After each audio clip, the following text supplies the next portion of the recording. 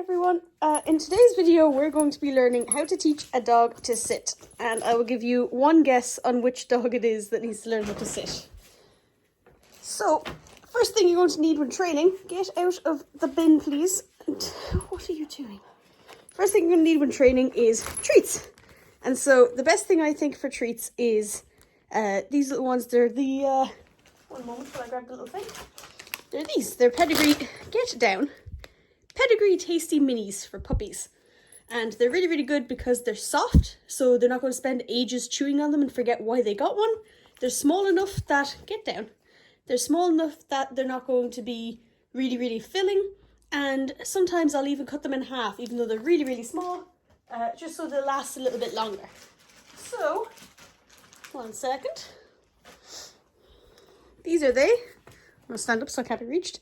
These are they. They are very, very small, but that's the whole point. And so, Beauty, you're a good sit. Well done. And when you're teaching a pup that has no idea what sit is at all, sometimes they'll just copy the one beside them. That is perfect. Other times, you just have to sort of move them. So, the treats are in my hand. What I'm going to do is, I'm not even going to use the word. I'm just going to put it back. And as soon as all 4 feet are on the floor, the 1 foot up does not count.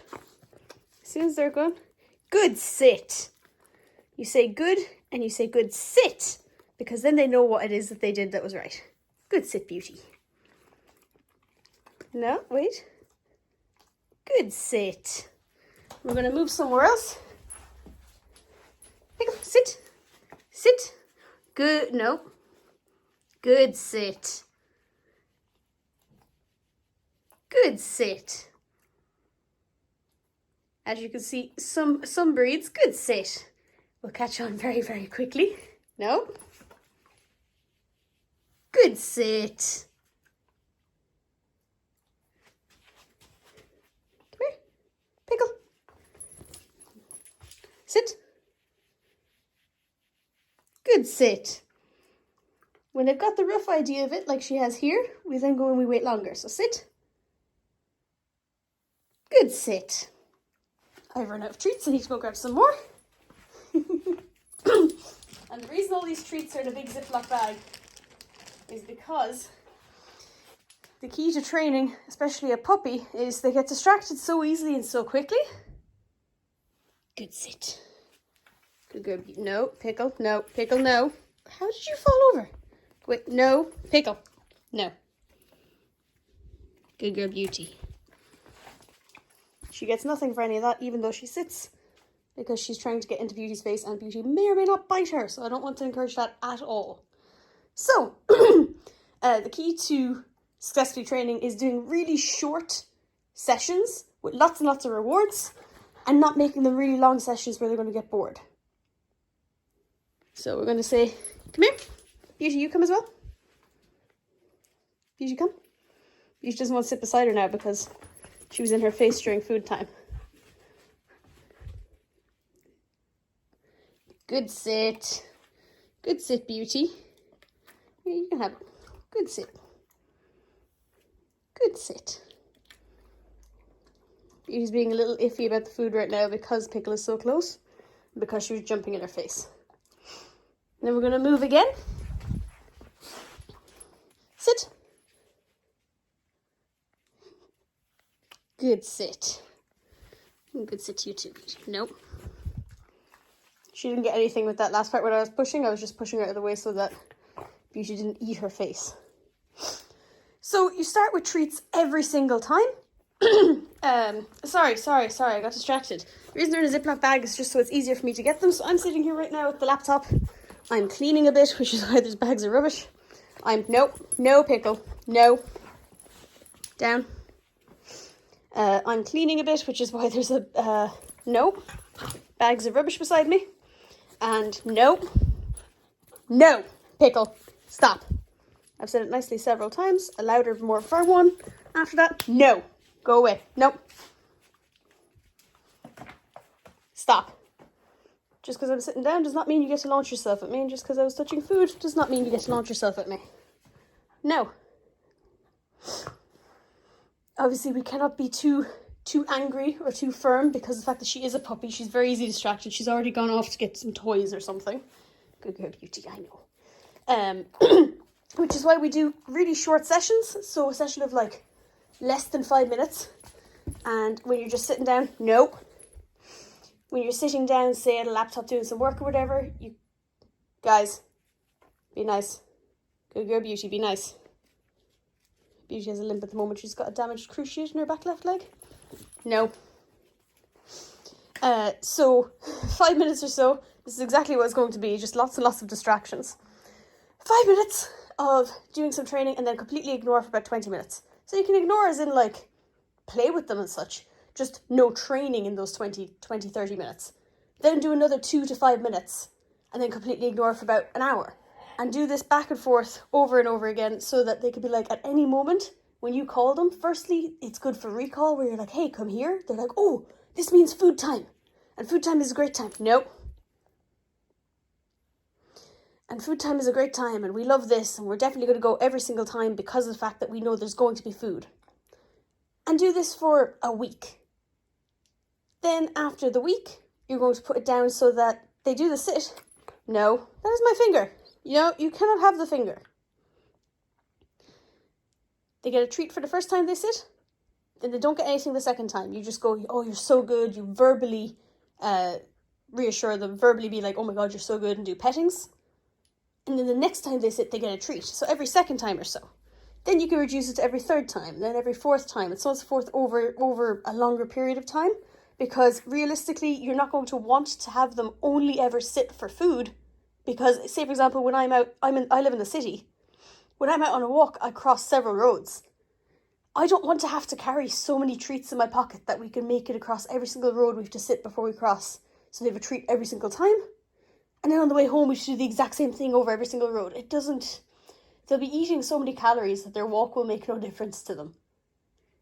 So you want them to be able to sit without having to have the food. But the food is just a really good way to help them remember to do it and help them be more enthusiastic about times when you are doing a bit of training. Sit is also a really, really useful one to just start with because they will automatically do that. It's not something that's unnatural to them. Dogs will sit when they're waiting for something, or they'll sit down when they're relaxing, or they'll sit down when they're taking a look at new people coming in a door and stuff like that. There's several reasons why they will naturally sit. And so it's actually easy enough to get them to sit. So I've had Pickle for nearly a week. It's currently Sunday, and I got her the Saturday before yesterday. Yeah, so I've had her a week and a day. And in that time, she's done really, really well with sit. So you always start with sit in the house, where there's minimum distractions. There isn't many new things going on. I'm petting her, I'm not feeding her, you jealous yoke. So inside the house, there's minimum distractions. They already know what everything is. They're not going to suddenly be like, oh my God, there's a person over there, because it's your house. If there's people over there, it's people that are in your house already that they're familiar with. That should not be big distractions. The main thing is going outside.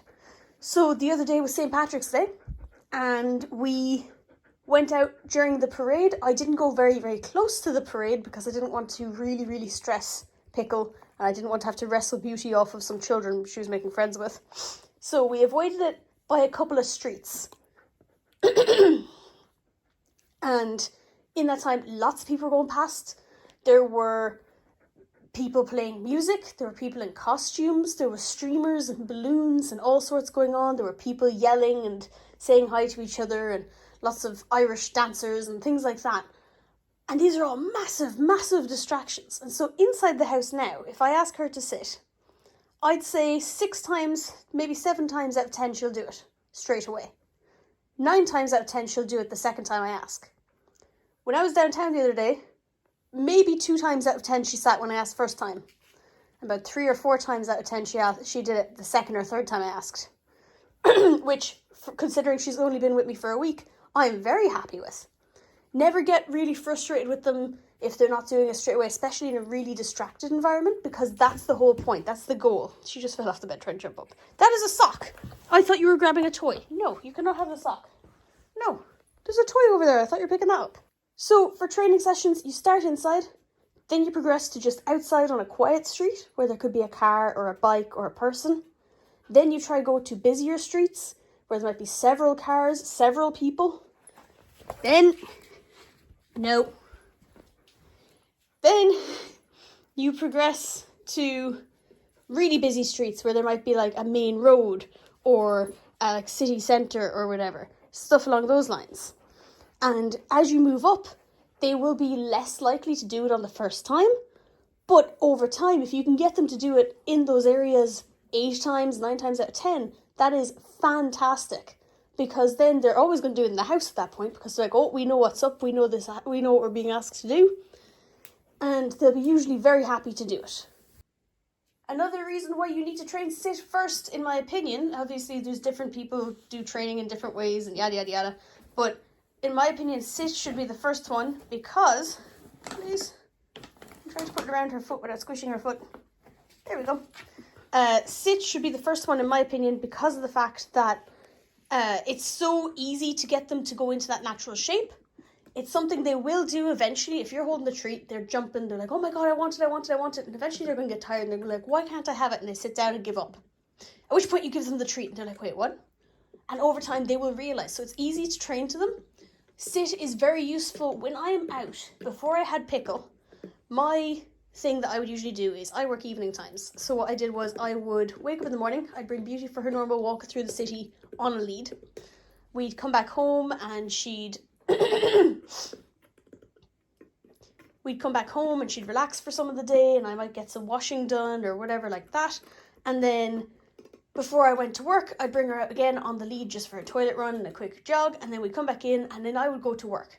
And when I came home very, very late, I would bring her for a walk, but I would not put her on a lead. She'd be off lead in the city because she's just that good. She's that good to commands. She's very, very responsive to recall and stuff like that.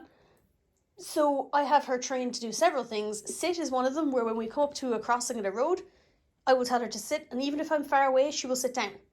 And she will wait for me there until I get to her, and then we will cross the road together, just in case there was a car coming or something like that, so that she knows to wait and not to run across the road and accidentally get hit by a car. Same thing for wait and lie down and so on and so forth. She will stop and she will stay in one place for me while I'm attempting to catch up to her, or while I'm, say, if I see something in the distance, like say a fox, there's lots of foxes in the city. If I see a fox crossing the road ahead, I will tell her to stop and wait, and she'll sit down and she will wait until I get to her, or she'll sit down and she'll wait until I tell her to go again. So it's just really useful stuff. And then so it's just really useful stuff that they can learn over time that then will help with other things such as lying down and wait and stay and things like that. And then if people want to do stuff like the more showy off things that have less of a purpose, like shaking their paw and things like that, they start that in a sit. You are very loud with your chewing. They'll start that in a sit, so it's the gateway to then doing that trick as well. So sit is just a really useful one that I suggest everyone do at some point. And the very, very big key to it is just patience. Don't be yelling, don't be smacking their nose if they're not doing something right. Don't be like forcing them into a sit by like pushing them into shapes and things. Sometimes if I'm out on a street and Beauty's distracted, say, by a dog. Say, for example, if there was a dog barking at us being aggressive. Beauty is not too keen on that. She will stand there and she'll watch them. She won't do anything. She won't generally bark back or growl or anything. She'll just stand really still watching them. I do think if they got very close, she would go for them. I entirely believe it. But it's never happened so far. But I'll have her on a lead and I'll have her to one side.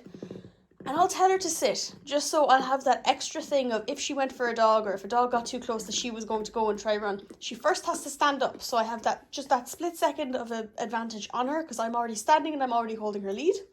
So if she's in sit, it's better for me. And it's also better for the other dog as well, just if the other dog's nervous. If this dog is sitting down, they're less of a threat, they're smaller, they're, in more control. It's also good for the other owner so they see that I'm trying to keep my dog away. So if I tell her to go into sit and she's not doing it, I'm going to use you as an example, Pickle. If I'm standing beside her, and she's standing facing forward like Pickle is, I'll put here and I'll be like, sit. And if she doesn't do it, I'll be like, sit. And if she doesn't do it, I'll push just on the back of her ass. And Beauty knows herself. She's like, oh yeah. And it's almost like muscle memory. And she will sit down and I'll be like, good sit. And I will wait. I never reward it if I have to ask several times because then they'll just never do it unless you push on their butt. But it's just as a reminder for when they're really fixated on something else, I'll push a little bit on the butt. Not shoving, not like grabbing skin or hair or anything, just pressing down on the butt Just like that. I know. How dare I? Boing. Just like a relaxed push down on the butt so they remember to sit down. That's what I'm asking them to do, and they get a little bit less distracted by the thing that's in front of them, because distractions is the number one reason why your dog won't be sitting, is because either they're too excited or there's a distraction going on. So if you want them to sit, you call them to you, you hold up the treat in front of them, they will sit down. They'll usually be looking at it. When they're looking up like that, their first response is to sit. And then over time, you put up your hand with no treat in it. They sit, and you have to keep them in sit until you can reach into your pocket and get the treat. Then you give them the treat, and all is well. And then you do it again somewhere else, and you move them and make sure they stand up again, and then you give them the treat. Don't tell them to stand, because you're just going to confuse them, especially if sit is their first command. So you just move somewhere else, they will automatically get up and follow you, and then you tell them to sit, you give them the treat. Oh, what a good girl, what a good boy, etc, etc, etc. So the main reason why I've been waffling on for a little bit is because I've just been biding my time. It has been a little bit now, so I'm taking another handful of treats, and I'm going to walk off this way. Of course, someone was digging out their toy box, and they followed, and she's already caught on. Nope. Just a no. Simple. Good sit.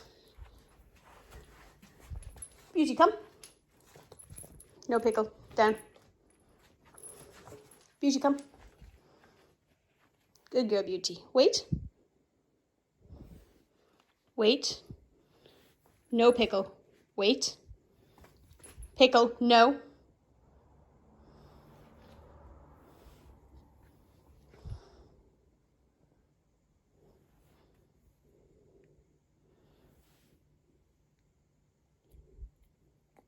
Good sit, Beauty. Good sit, Pickle. Good sit. Good sit.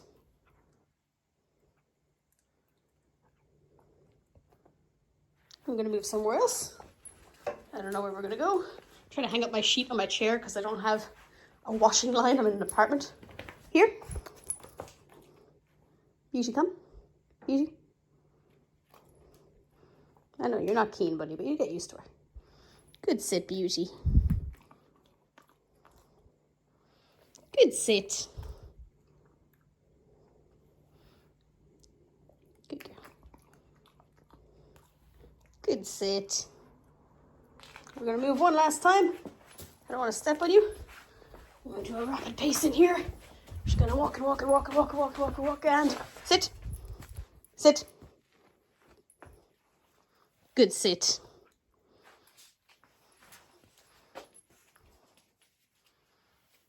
No pickle.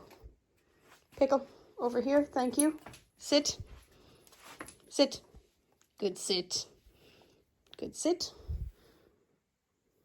Good, Beauty. Take a few. Yeah, you know what you're doing. Good sit.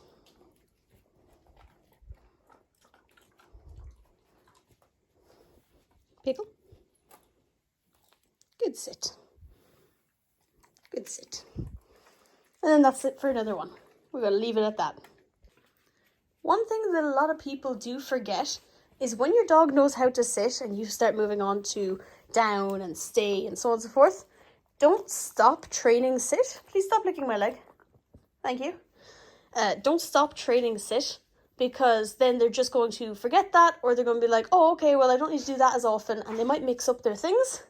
So say, for example, if you were training sit and then you were training down, you get them to sit first. That's how you do down. You sit, and then it's easier for them to put down their front legs because their back legs are already in a down position. So if you're trying to train down, a lot of the time, if you are only training down and not sit, when you say sit, they're going to go into sit and they're automatically going to go straight into down because they're like, oh, that's what I need to do for the treat. And they're going to get mixed up. So you do some of it where you call them over and you say sit, and you give them the treat and you walk away. And some of them you call them over, you say sit, you don't give them a treat, you say down, and then you give them the treat. And then you just keep mixing it up every now and then so they can get used to both of them being completely separate questions that you're asking them to do. Not just the one that they should always start mashing the buttons like in a video game when you're trying to kill something You just start mashing all the buttons, hoping something good happens. They'll just start doing sit down and stay and roll over and all sorts of weird things, trying to be like, what do I need for the treat? Without listening to actually what you're asking. So just make sure to try and keep it very clean, very clear. Use clear words, so sit, down, stay, wait, so on and so forth. And use a nice clear tone when you're saying it. So I wasn't saying like, oh, go on, sit down. Oh, sit down. Never sit down, because down is a completely different command. As you can see, using that voice is only going to create excitement. Down. Go on. Off. Pickle. No. No.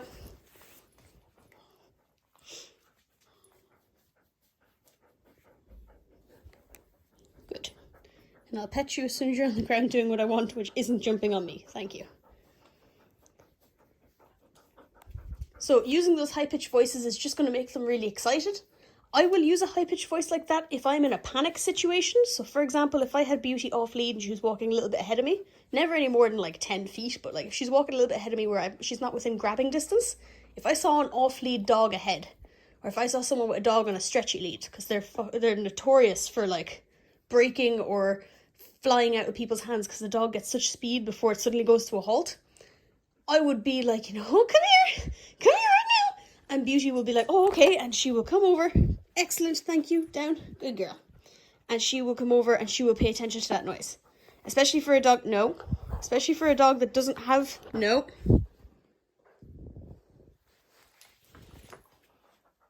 Especially for a dog that doesn't have great recall yet, I would use that high-pitched voice, but only in like an emergency situation of my dog might be about to be mauled by another dog.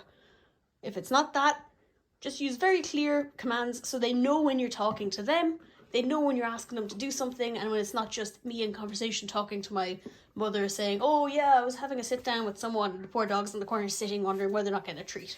They know when you're talking to you, they know when you're talking to them by being direct, being clear voiced, and being clear intentioned.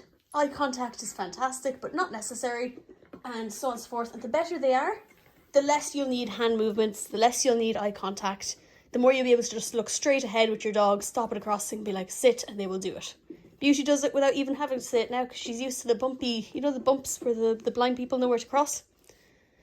The bumps before a crossing, Beauty knows if we go onto those, it means that we sit down and we wait. And that is exactly what I want, isn't it, bud? It is. So that is it for this video. I hope it was of use to some people. Just make sure always patience, treats. Make sure the treats that are in the house are like the ones that I had, which they're just small things that aren't going to fill them up really quickly and so on and so forth.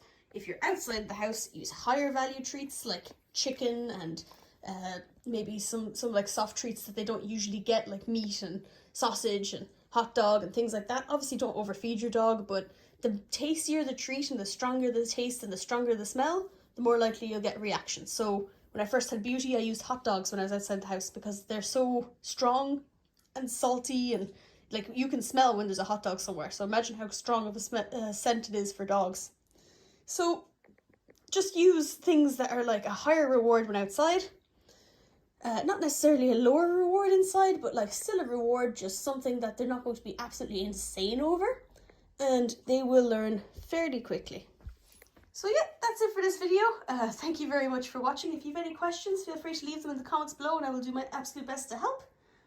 If you have suggestions of like a certain treat that you thought your dog went nuts over, or a certain area or time of year that you thought was really good for training sit in public and so on and so forth, put it in the comments below. Maybe someone else will find it useful, maybe I'll learn something. And yeah, so that's it, and thank you very much for watching. Isn't that right? Good girl. Your big nose.